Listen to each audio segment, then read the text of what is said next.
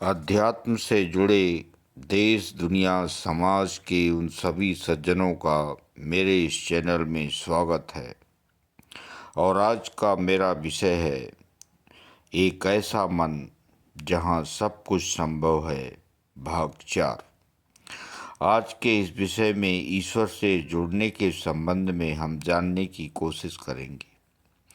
मित्रों, मनुष्य योनि में रहकर यह सब कुछ बहुत ही आसान और सरल साधन है जो हमें ईश्वर के निकट लेकर जाने में सहायक है।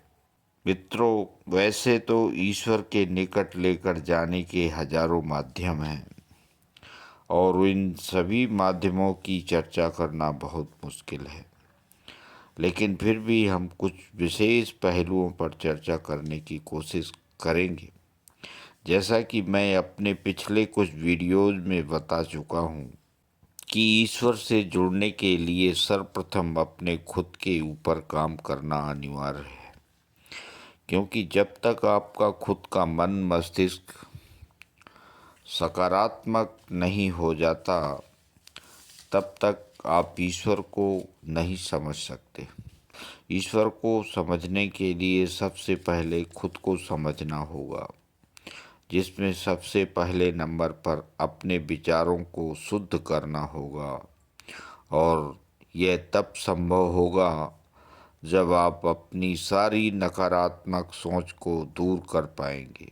इसके लिए आपको अपने मन के माया, मोह, छल, कपट, ईर्ष्या, द्वेष, अहंकार, हिंसा आदि नाना प्रकार की नकारात्मक सोच का त्याग करना होगा, जो धीरे धीरे संभव है।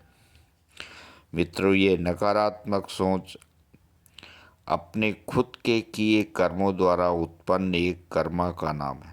हम जैसा सोचते हैं, हम जैसा देखते हैं, हम जैसा सुनते हैं, हम जैसा बोलते हैं, हम जैसा खाते पीते हैं और हम जैसे माहौल में रहते हैं और जैसा काम करते हैं, अर्थात हमारी संगति भी हमें किसी न किसी कर्मा को अवश्य प्रदान करती है।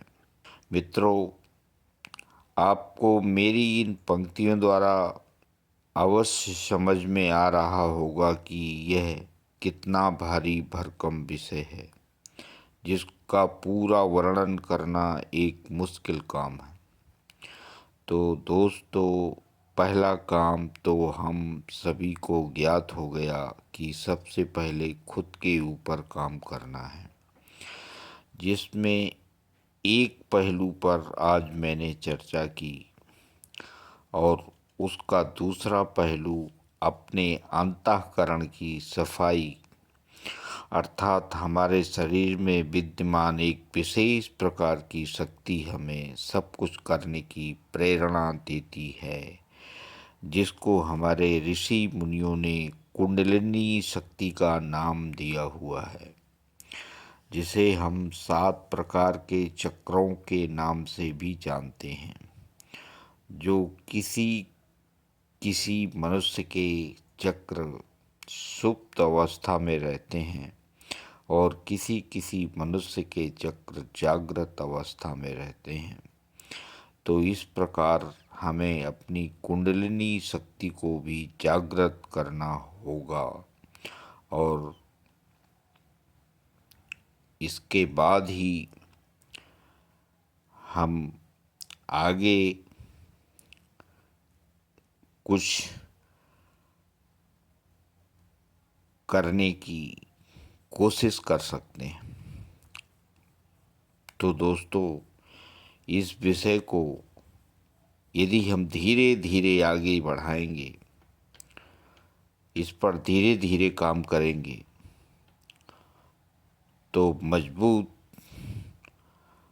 और लंबे अरसे के लिए हमें सही दिशा दशा प्रदान होगी।